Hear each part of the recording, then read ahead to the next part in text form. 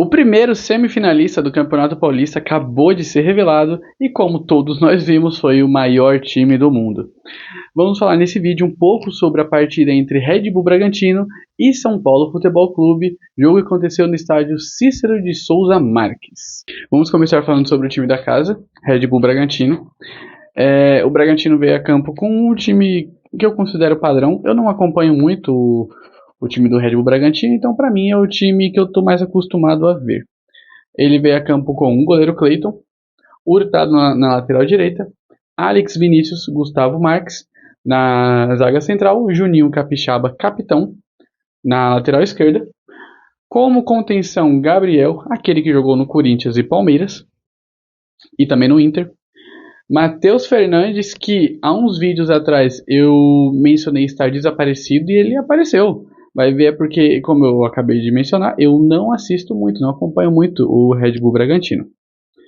Gustavinho, para fechar, né, a criação do time. E mais à frente, no trio de ataque, temos Lucas Barbosa, Isidro Pita e Mosqueira. Tudo bem? Time ok. Eu já esperava um time... Esse time, basicamente, que o time do Bragantino não é um time que muda muito, assim, as peças. Eu nem vi a movimentação do Bragantino no mercado. A única que eu vi foi que todo mundo do Brasil viu, que foi o John, que graças a Deus ele não está mais aqui, porque senão teria sido muito difícil o jogo. E para o time reserva, São Paulo, nós tivemos o time completamente titular, caso, né? Temos Rafael no gol, Lucas Ramon na lateral direita, já chegou, já desbancou o Cedric, já desbancou o Mike, que eu já havia feito críticas ao Mike, e ele só jogou aquele jogo, desde que o Lucas Ramon chegou, o Lucas Ramon já tomou conta, a mesma coisa o Cedric, eles estão lá agora para ter um time reserva, basicamente. Alan Franco e Sabino na zaga central, Enzo Dias na lateral esquerda. Zaga até que ok. Até que ok não, até que muito boa. Bobadilha na contenção, como volante. Danielzinho e Marcos Antônio na criação. Um pouquinho mais à frente, o Lucas formando um losango no meio de campo. E Luciano e Caleri no ataque. O time completamente titular. Até que é esperado, porque tivemos uma semana inteira de folga. Teremos outra semana inteira de folga. E só vamos jogar próximo final de semana contra a Portuguesa ou Corinthians, a depender do resultado do jogo de amanhã. O que foi o jogo em si? O Bragantino começou com tudo, fez jus ao fato de ser mandante, e o São Paulo estava se defendendo, não conseguia atacar, não conseguia fazer uma jogada, não conseguia fazer nada. O jogo ficou bem nisso e estava bem ruim o jogo, sendo bem sério, estava bem ruim, estava bem brigado. A árbitra da partida, da Anne Muniz, eu até que achei que ela foi bem condizente com o andar do jogo, o funcionamento de tudo, porque ela estava deixando o jogo correr. Eu gosto desse estilo de árbitro. É ruim quando o árbitro segura faltas que poderiam ter dado, mas realmente dava para ver que tinha muita simulação envolvida. Bom, esse foi o jogo. Basicamente aconteceu só isso até a parada para hidratação. Depois da pausa para hidratação, o São Paulo teve uma chance, que foi com o Lucas Ramon. O Lucas Ramon recebeu uma bola infiltrada, um lançamento. Ele recebeu um lançamento, se não me falha a memória, do Bobadilha. Ele correu, conseguiu dominar, só que levou um tranco dentro da área. Eu gritei pênalti, não foi pênalti.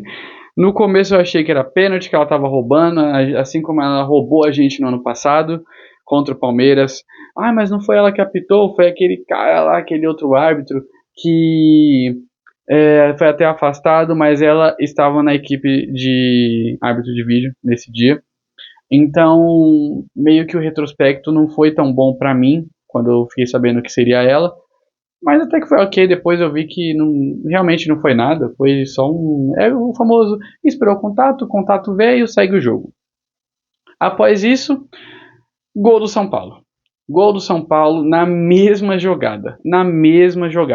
A parada técnica pro São Paulo foi ótima, porque o Crespo conseguiu explicar para os jogadores que o bloco de marcação do Red Bull Bragantino estava muito alto.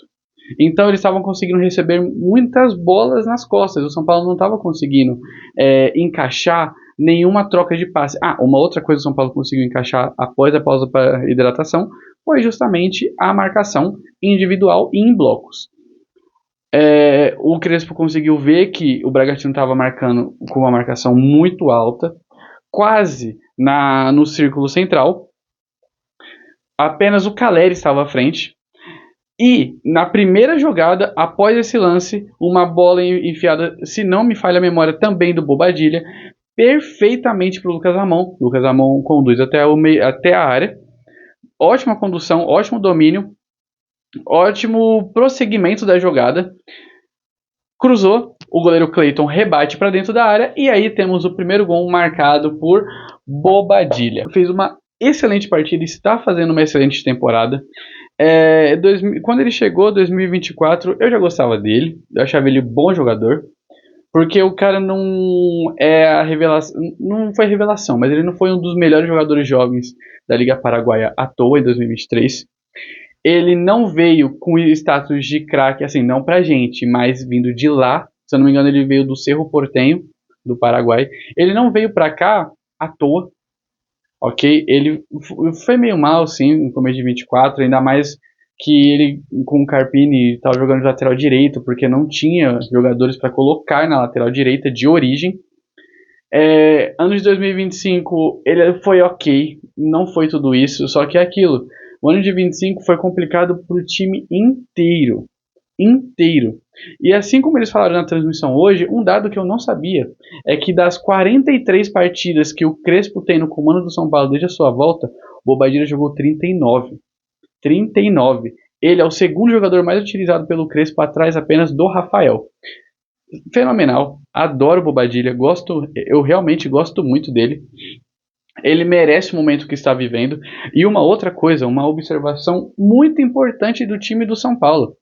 Como o time funciona, o meio-campo funciona em losango, então vocês vão conseguir reparar muito que Lucas Ramon e Enzo Dias avancem, ou Bobadilha ou Danielzinho, só que está sendo mais comum o Danielzinho voltar para formar uma trinca de zaga junto com Alan Franco e Sabino, para que os laterais possam avançar, para que a zaga não fique tão desprotegida, e assim fica mais à frente Luciano fora da área, Caleri dentro da área, o Lucas transitando entre ela, para ele poder conseguir fazer a bola girar entre o Lucas Ramon e o Enzo Dias, e o Bobadilha um pouco mais atrás do próprio Lucas, porque em caso de sobra de bola, ele sempre vai estar lá.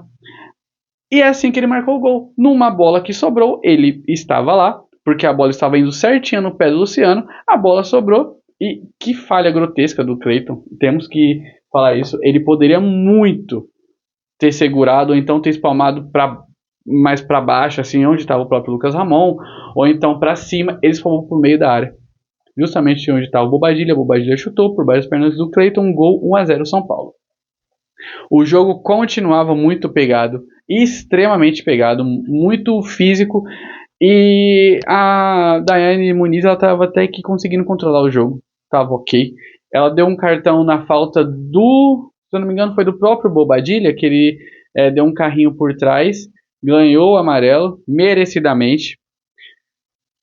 Fim do primeiro tempo. O segundo tempo já voltou com o fator urgência piscando já para o Bragantino. Bragantino veio para cima, só que não adiantou porque numa jogada ensaiada de bola parada, uma senhora jogada que todos acreditavam que quem fosse cobrar seria Enzo Dias, simplesmente Danielzinho vai, é isso que é o importante dessa jogada.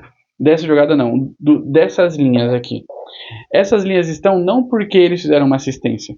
A assistência quem fez foi o Luciano, mas sim pela jogada, pelo que eles contribuíram. Eles não vão ter o número lá da assistência, não vão ter a estatística, mas o que eles fizeram para a jogada acontecer, para o gol acontecer, é o que conta.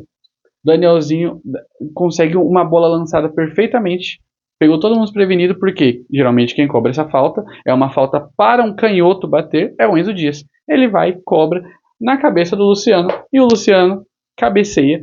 E novamente uma falha grotesca do goleiro Cleiton, grotesca. Ele ficou indeciso.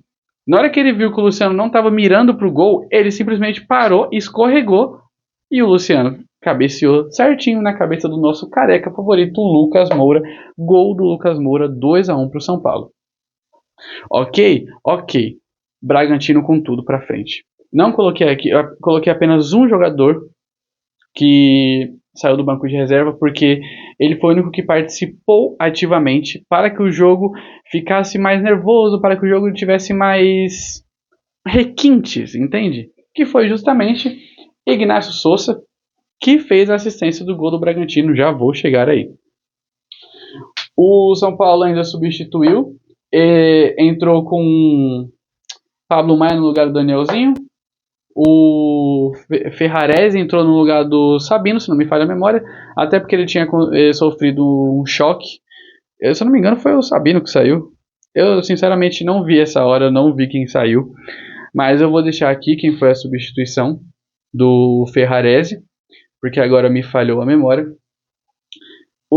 Exatamente na hora que o São Paulo anunciou que os dois jogadores estavam vindo a campo, gol do Bragantino, 2-1. Um escanteio batido, perfeitamente cobrado. Gol do zagueiro Gustavo Marques. Ok. Depois disso, acho que até antes disso, tinha acontecido um lance do Alan Franco com o Isidro Pita. Ele vai pegar a bola. Eu acredito que ele não levou o amarelo pela falta, mas sim pelo Pita ter pisado no pé dele, caído e pedido o cartão. Aí ele levou um cartão numa faltinha besta na boca da área, onde o Pita estava de costas pro gol, no bico da área. Desnecessária, totalmente desnecessário. E aí, num contra-ataque fulminante do Red Bull Bragantino, Alan Franco vai e coloca sua perna de 3 metros de largura na frente do jogador. Se não me falha a memória, é o Fernando. Expulso. Depois disso, o Bragantino vai para cima, igual um touro louco. Vai para cima igual um touro, mas não consegue nada. No final do jogo ainda teve uma reclamação de pênalti pelo lado do Bragantino, que também não resultou em nada. Em relação ao jogo em campo, não resultou em nada em relação ao campo, porque fora dele, a partir do momento que Daiane Muniz apitou o final do jogo, Juninho Capixaba começa a bater palma para ela e ela expulsa ele.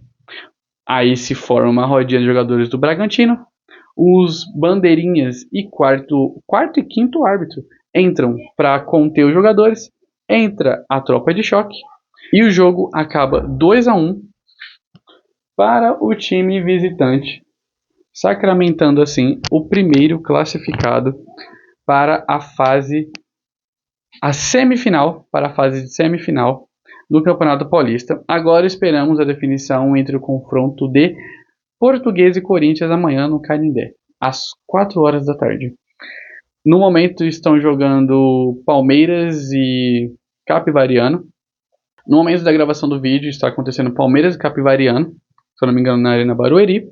O jogo até então está 2-0. O primeiro gol foi marcado pelo Vitor Roque.